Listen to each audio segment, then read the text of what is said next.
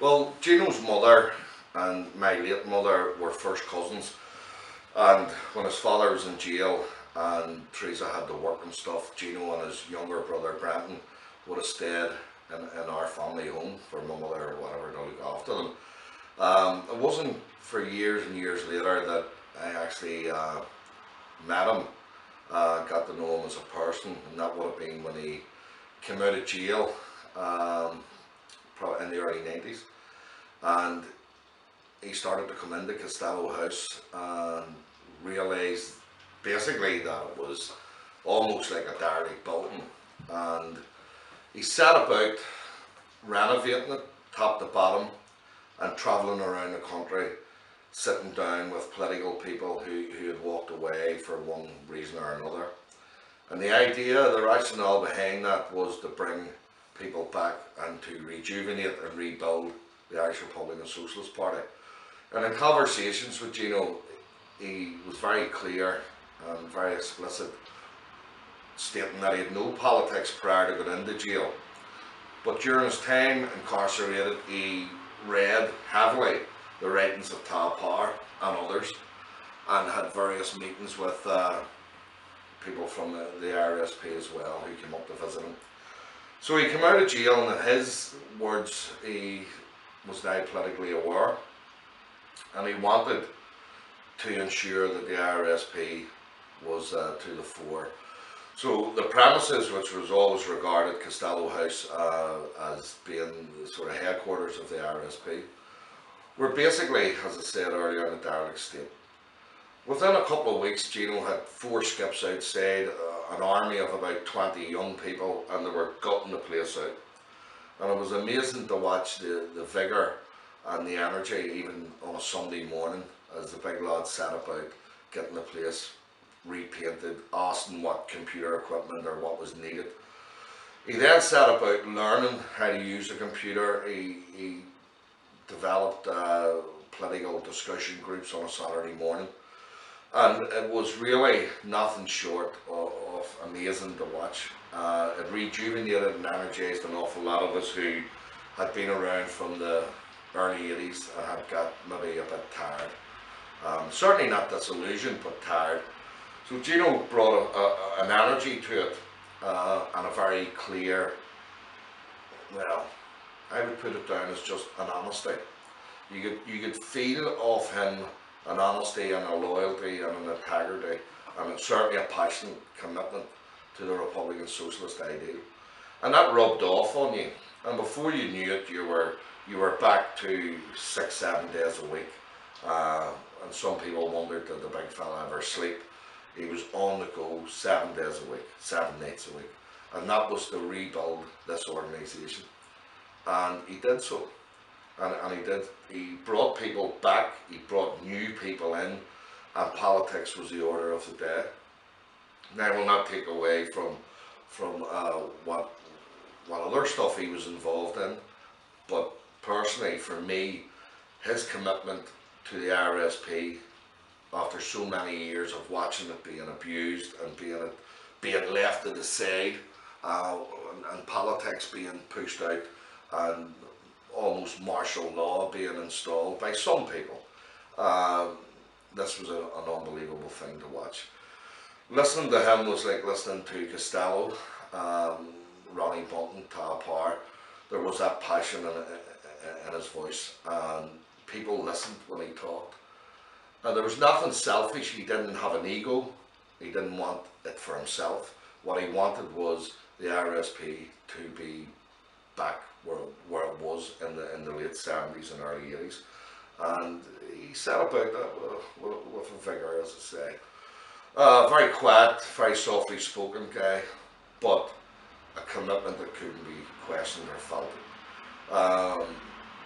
The organisation, the IRSP, Republican Socialist politics, whatever you want to term it, was number one. And that sort of rubbed off on a lot of us. And you know, once again, Costello House was a hub of activity, and things were starting to move, and it was just great to be, I suppose, part of that in them days, and a witness to that, you know.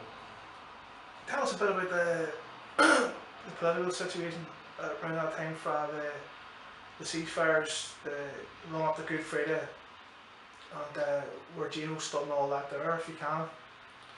Well, I mean, he was very clear that the politics, had to go to the fore, but he was far from being naive, and it was certainly a turbulent time. It was a time of change, it was a time of uncertainty, and the IRSP was rushing almost to see where it stood in amongst all this. Because if you can sort of rewind back, there was a period, maybe a protracted period, of nothing really happening.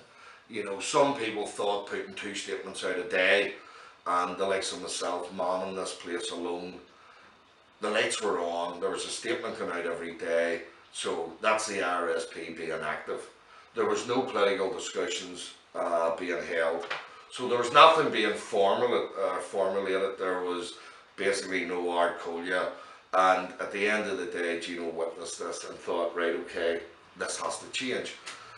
That left us sort of chasing our tail or playing catch up, which we were able to do, and there was a strategy formulated and a very in-depth and honest critique of the Good Friday Agreement put forward by the IRSP, and 20 years later has proven to be correct. Gino went and met with an awful lot of people throughout this end, and done so in a very public way, and a lot of people disagreed with that. More people agreed with it because he was able to bring to the table an intelligence and an articulate view of the Republican Socialist movement's politics. The Good Friday Agreement, obviously we disagreed with it, and we put that on the table, and Gino was very supportive and to the foremost of that, thinking that for the working class on this island, the Good Friday Agreement was not going to deliver anything, because it was flawed, etc., etc. So really, he didn't get, like a lot of leaders before him, afforded the opportunity of progressing past a certain point. And there's times I do wonder where we would be today if Gino Gallagher had lived longer. But again, that would be the same with Costello and Marion Daly and Ronnie Bunton. It just wasn't to be, unfortunately. But what he did do was leave behind a committed cadre of people who basically swore to continue the work that he didn't get finishing, Right, this is what let us know as well as you can what Gino's vision for the Republican Socialist movement was back in 1996. Where did he think we should have been by this stage, by 2016? Well, I think really, I mean, with him being so heavily influenced, and rightly so, by the writings of Ta Power, he had witnessed a lot of the things that Ta Power talked about, and just having that sort of room and space to sit back and analyse it for himself, he realised that Power was correct in his critique, the first ever in-depth critique of the Republican Socialist movement, of its positive stuff but also its failings. So when Gino realised that you have to ensure that there's no power bases, there's no cliques, that it has to be what it was designed to do. It has to be there to raise awareness and consciousness among the working class, to educate them, to create that mass movement, to organise and agitate. If you're going to, basically be part of something that's devoid of any politic, then it isn't going to work. Then it's going to create more hardship on an already oppressed working class. And Gino realised that and tried to set about certainly the foundations to take us forward, which has proven that, those who were involved in his assassination, like many times before, believed, that once the head is removed, then the whole lot will collapse. And that hasn't happened. 41 years later, we're still here. And we're here stronger this time, I believe, personally, because of Gino Gallagher and his influence. And the fact that he showed so many the way. He sat down, he listened, he explained. He didn't force his opinions on anybody else.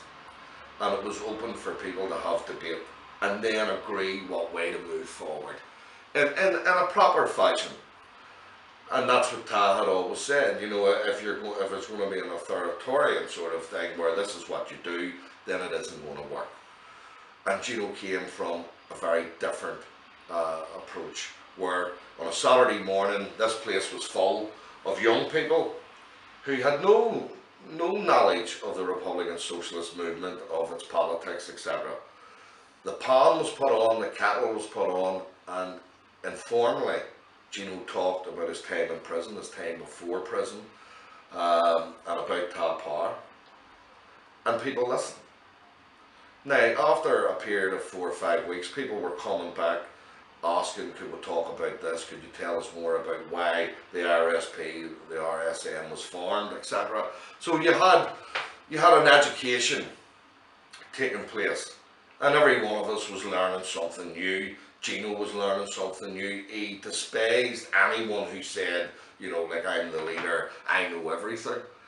He wanted just to be referred to as the same as all the rest of the membership. He didn't see himself as being anything special, although once you spent time in his company you knew that there was something special there, that his sole raison d'etre was the development and the further progression of the Republican Socialist movement. And when he came out of prison, as I said, particularly the Irish Republican Socialist Party. Now, at the end of the day, there's others who will have seen him in a different light. There's others who will have experienced different things. Personally, what I experienced was a man of intense integrity and dedicated to the Republican Socialist ideal, as I've said. Honest. And looking to drive and push something forward. Sometimes, you know, really with a vigour that maybe frightened some people, and some people found it hard to keep up with him, because come Friday or Saturday people like a wee bit of time to their own, and Gino was forever knocking at the door and saying, you know, let's do it now instead of leaving it the next day. He probably was sowing the seeds and preparing the movement to be able to move forward in the event of anything happened to him, because he'd have been very conscious of what happened to those before him, like Ronnie Bunton, Dr. Miriam Daly, and Costello, Ta Power, etc. So he was conscious of that. He didn't really discuss it too much. What he looked at was, let's get the office into a functioning, working place. Let's get something out on the street so people can read, and let's engage with people, and let's start building. Let's build commons in each area throughout the country. And he travelled from Cork to Derry to Donegal, rapping on doors and sitting for hours, talking with people and convincing them that they needed to return to the IRSP. And thank God, the majority of them did. If it's appropriate, can you touch upon somewhat just what the mood in the party and the mood amongst the comrades was when the news came in? You know, if you can do that in a way. Yeah. Well, I mean, I was here in 1987, and the mood when the word came through that Ta Power and Big John O'Reilly had been assassinated and 2 other comrades had been seriously injured, was very dark and turbulent times. And a lot of people, including those who were behind it, believed that was the end of the RSM. And when you fast forward, on the morning of it, I was the last to see Gino Gallagher alive.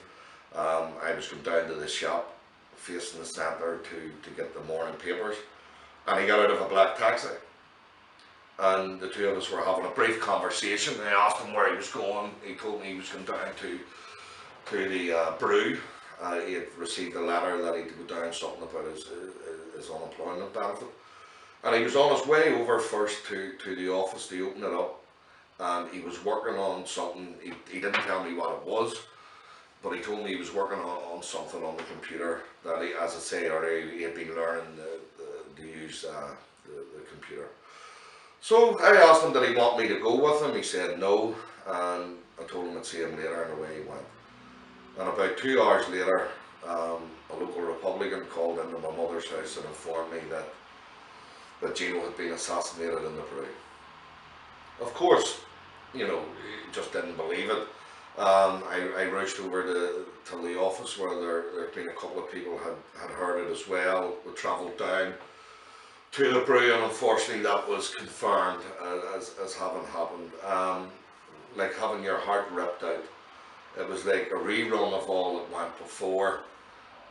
This time, but for me personally, a lot worse. Not only was he related to us, he there was a strangeness involved in it that you just couldn't believe that this was happening again. I came in and turned on the computer, or sorry, the computer was still on, and what I'd been doing was typing out the roll of honour. Because even though Easter was a few months off, that was the type of him, don't put it off till tomorrow, you know, get it done now. And he was learning to use the computer, and he was typing out the roll of honour, and the next name obviously we had to put on it was his.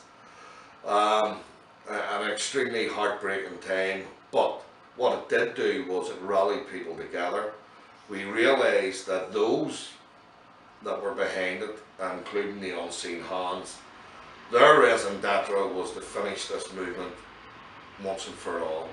It wasn't people like Gino Gallagher they were afraid of, or people like myself or anybody else. It was the politics. And anybody who could articulate that properly and was a force that would rally people and drive people forward had to go. A lot of us, and it wasn't too many of us in Belfast at that time, made a sort of commitment that we wouldn't allow that to happen. And through the dark days we pushed on, and in 2016 we're sitting here now with a membership 3 times the size that it was. We have councillors elected, people are joining on a daily basis, and we are moving forward. And it was an absolute honour to be involved with someone who I believe, as I said before, was a catalyst for that. Those in the 70s that had laid the path, and things had risen and things had fallen down again, up and down, positive and negative. Gallagher took that by the scruff and made us all very proud once again to be IRSP, if you want, and it was an honour.